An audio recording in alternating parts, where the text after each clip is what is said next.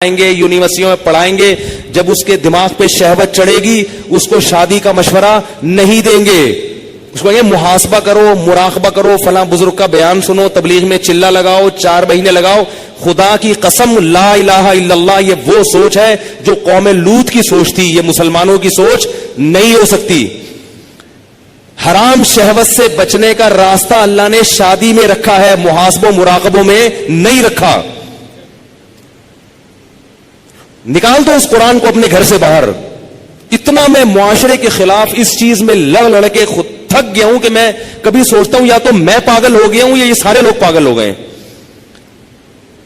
ایک خاتون کا میرے پاس فون آیا، میں بیوہ ہو گئی ہوں، میرے سے اپنی خواہش برداشت نہیں ہو رہی، زنا کا خطرہ ہوتا ہے، تو میں ایک کم درجے کا گناہ کر کے اپنی خواہش کو پوری کر لیتی ہوں۔ میں نے کہا حرام ہے، آپ نکاح کریں۔ مجھ سے کوئی نکاح کے لیے تیار نہیں ہے۔ میں نے کہا آپ اپنے حقوق سے دستبردار ہو کر کسی سے نکاح کر لیں کہ بھئی مجھے صرف اپنی اس حلال خواہش کے لیے کسی مرد سے نکاح کرنا ہے، میں اپنے آپ کو گناہ سے بچانا چاہتی ہوں، میں اپنے حقوق چھوڑنے کے لیے تیار ہوں۔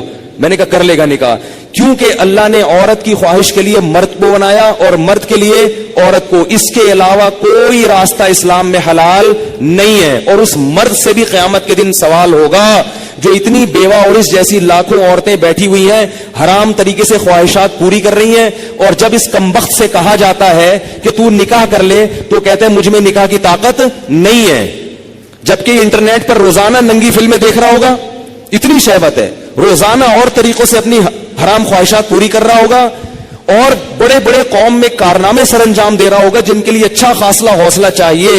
لیکن جہاں کسی عورت کو عفت اور پاکدامنی والی زندگی میسر کرنے کی بات آتی ہے، نکاح کی بات آتی ہے، یہ بکری بن کے بیٹھ جاتا ہے، کہتا ہے میرے اندر قوم سے لڑنے کی، رشتہ داروں سے لڑنے کی طاقت نہیں ہے۔ ویسے اس کو بولو نا وہاں جا کے بم رکھ کے آؤ تو رکھ کے آ جائے گا، یہ اس کو بولو نا یہ فتح کر لو مارے کا، یہ کر کے آ جائے گا۔ تو بھائی یہ طریقہ نہیں ہے۔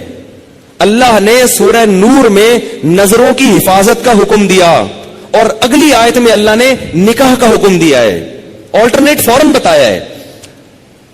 تو اللہ نے صرف اور صرف مرد عورت کو ایک دوسرے کے لیے پیدا کیا ہے، اور ہن لباس لکم وانتم لباس لہن، فرمایا عورت تمہارے عیب پہ پردہ ڈالے گی اور تم اس کے عیب پہ۔ شہوت اللہ نے دونوں میں رکھی ہے۔ جو یہ کہتا ہے نا نہیں ہے، خدا کی قسم جھوٹ بولتا ہے، وہ جھوٹ بولتا ہے۔ وہ کوئی کہتا ہے وہ اتنی نیک عورت ہے اس میں شہوت نہیں ہے، خدا کی قسم جھوٹ بول رہا ہے۔ جیسے بھوک لگنے کا تعلق آپ کے نیک ہونے یا نہ ہونے سے نہیں ہے، تو سیکچول ڈیزائرز جو ہیں اس کا کسی کے نیک یا برے ہونے سے تعلق نہیں ہے۔ اتنی یہ کامن سینس کی بات ہے، یہ سمجھ میں نہیں آ رہی بھائی، اتنی کامن سینس کی باتیں ہیں، اس میں کون سی میں ایسی باتیں کر رہا ہوں جو سمجھ میں نہ آئے، اس پہ میرے اوپر الزام لگتے ہیں، پتہ نہیں کیا سکھا رہا ہے لوگوں کو۔ تو یہ جو الٹے الٹے کام آج کل ہو رہے ہیں نا، لڑکیاں بھی کر رہی ہیں، یونیورسٹیاں جانے والی لڑکیاں، کالج جانے والی لڑکیاں میرے پاس فون آتے ہیں، ہم یہ کر رہے ہیں، ہم یہ کر رہے ہیں۔ میں کہتا ہوں کیوں بھائی؟ کہہ رہے ہمارے اندر جزائز پیدا ہوتی ہے، ہم کیا کریں مفتی صاحب، رشتے ہی نہیں آتے۔ اور لڑکا بھی کر رہا ہے، ان سے بولو کہ بھائی تم شادی کیوں نہیں کرتے؟ پیسے ہی نہیں ہے، کیسے کر لیں شادی؟ پیسے ہی نہیں ہے۔ گرل فرینڈ کے لیے پیسے کہاں سے آ جاتے ہیں بھائی تمہارے پاس؟ نکاح کے لیے یہ دماغ سے نکال دو کہ پیسوں کی ضرورت ہوتی ہے۔ یہ دنیا کا سب سے بڑا جھوٹ ہے کہ شادی کے لیے پیسے چاہیے۔ او بھائی شادی ایجاب و قبول کا نام ہے، خدا کی قسم نہیں چاہیے پیسے شادی کے لیے۔ اگر شادی کے لیے پیسے چاہیے ہوتے تو اللہ قرآن میں نکاح کا حکم دینے کے بعد غریب اور فقیر کو الگ سے ترغیب نہ دیتا۔ اللہ کہتے اگر فقیر ہو نا تو اللہ دے دے گا پیسے، کر لو شادی۔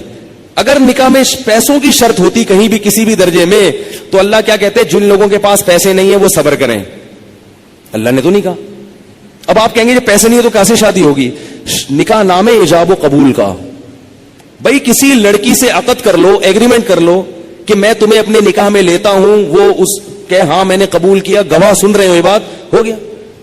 اب اگر پیسے نہیں ہے تو اس کو بتاؤ پیسے نہیں ہے میرے پاس، تم میرے گھر آگے رہنا چاہتی ہو تو میرے ذمے تمہارا خرچہ ہے، لیکن یہ ہے میرے پاس، میں جتنا خود کھا رہا ہوں اس میں سے آدھی روٹی تمہیں کاٹ کے دے دوں گا۔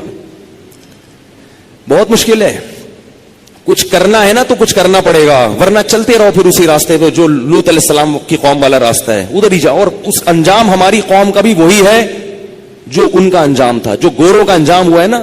گورے کو یہ سمجھانا بڑا مشکل ہے کہ لڑکوں سے بدفعلی غلط کیوں ہے. کیوں مشکل ہے؟ اس لیے کہ وہ نکاح سے دور بھاگ بھاگ کے لڑکوں کے اتنے عادی ہو چکے ہیں کہ اب وہ کہہ رہے ہیں یہ مولوی پاگل ہیں, ان کو پتہ نہیں کیسی باتیں کر رہے ہیں. یہ گند میں جب ایک دفعہ پڑ گئے نا, پھر نکاح کے لیے پیسے ہوں گے تو بھی شادی نہیں کرو گے. یہ گند میں پڑنے سے پہلے کی باتیں ہیں ساری.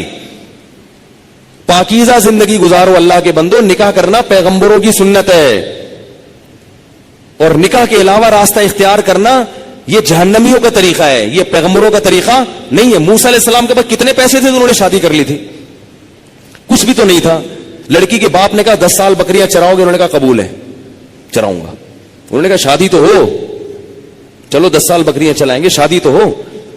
ہمارے نبی کے پاس کتنے پیسے تھے جو انہوں نے 9 بیویاں رکھی ہیں, 11 شادیاں کی ہیں. ہمارے نبی کے پاس تو کچھ بھی نہیں تھا.